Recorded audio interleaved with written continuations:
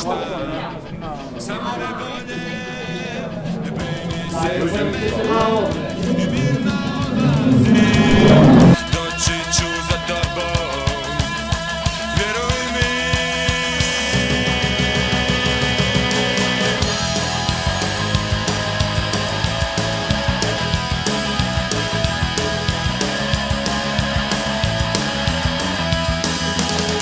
Ja ne želim više biti sa tobom. O Bože, kako vrijeme mijenja sve. Koliko godina rijeka odnese se. Moja ljubav sa Novembrom je preko noći praktično.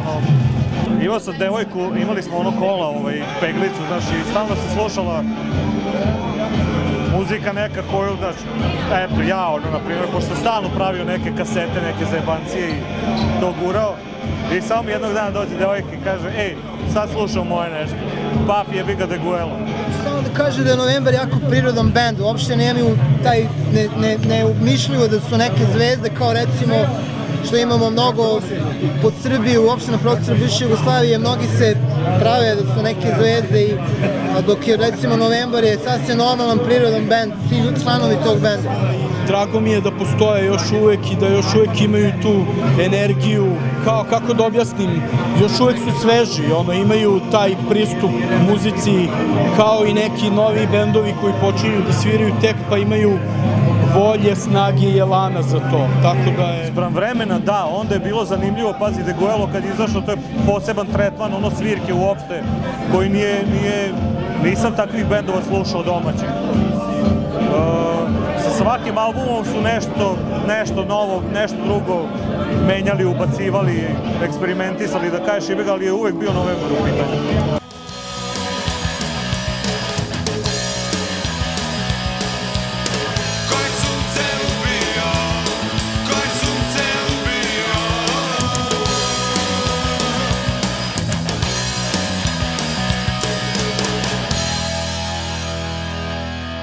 I onda sam ja Filipu jednom rekao kao da bi mogli da uradimo nešto slično za neki srpski bend. I jedan od predloga je bio Novembar. Zato što ih jako volimo, cenimo i smatrao sam da će to da budu dobre obrade, što je jako bitno.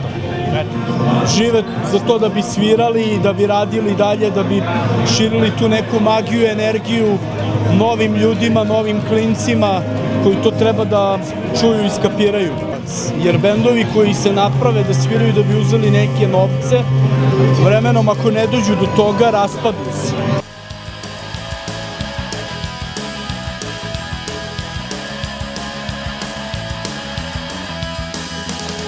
Ja ne želim više biti sa tobom. O Bože, kako vrijeme mijenja sve. Koliko godina rijeka odnese. Da te zaboravim, ne mislim na tebe. Koje sunce ubio, koje sunce ubio. Ali šta je caka? Znači, ali treba imati muda. Treba klinac, ja sam kad smo bili klinci, pa se pratimo, kad sam imao 18-19 godina, sednemo u voz i idemo, sviramo, na primjer, Celjem, dođemo tamo, plašeni maltene, znaš, metalci stari, znaš, mi sviramo neku drugu muziku, pa rizik, pa znaš, pa dođu, pa te gledaju, pa sviraš, pa se grčiš, pa Beograd, pa dođeš u Novi Sad, i tako mic po mic. Pošto ja nisam bio opšte depresivan, ali ne verujem će biti bolje.